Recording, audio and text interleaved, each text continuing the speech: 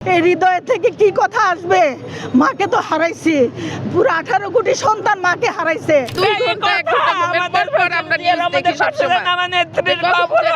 আর কোনো কথা নাই, আর কোনো কথা না। এই বুকে তো রক্তক্ষরণ হচ্ছে, তো কিভাবে বলবো? এ রক্ত কিভাবে দেখাবো, কিভাবে দেখাবো?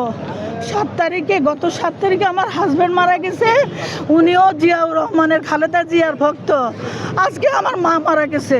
তাহলে বলেন এই হৃদয় থেকে কি কথা আসবে?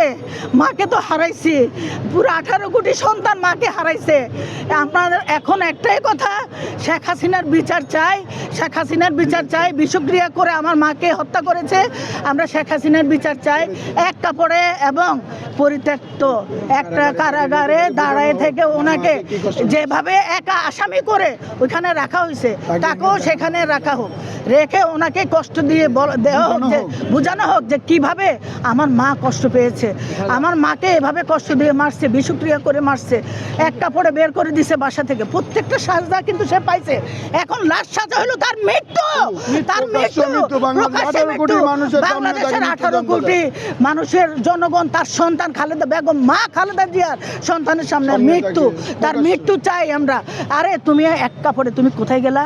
একটা হিন্দু দেশে গিয়া তুমি গেছো। আমার মা যাওয়ার সুযোগ ছিল। আমার মা তো আমাদেরকে ছেড়ে যায় নাই, আমার মা তো দেশের মানুষ ছেড়ে যায় নাই, আর সন্তানদেরকে ছেড়ে যায় নাই, এই মাটি ছেড়ে যায় নাই। আজকে সেই মাটিতে সে শায়িত হবে ইনশাল্লাহ। তাকে ভালোবাসা, অনেক ভালোবাসা নিয়ে শায়িত হবে। শেখ হাসিনা মৃত্যুর ভয়ে এক কাপড়ে পলাইছে, কিন্তু আমার মা পলাই নাই।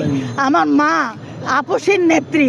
তাহলে বুঝে দেখেন আমার মা কি ধরনের নেত্রী, যে নাকি আমাদের কাছে চলে যায়নি, আজকে শেষ নিঃশ্বাস ত্যাগ করেছে। এবার কে? আরে আল্লাহ, তুমি ওনাকে বেহেশত নসিব করো। বিশ্বাস করি তুমি না, এটা বুয়া খবর। আমরা তো রাতে ঠিক মতো ঘুমাই না। আমাদের মা যতদিন যাবত অসুস্থ, আমাদের ঘুম কি আমরা জানি না। আমরা 2 ঘন্টা 1 ঘন্টা ঘুমের পর আমরা নিউজ দেখি সবসময়। আমার নেত্রীর খবর। আর কোনো কথা নাই, আর কোনো কথা নাই, আর কোনো কথা নাই।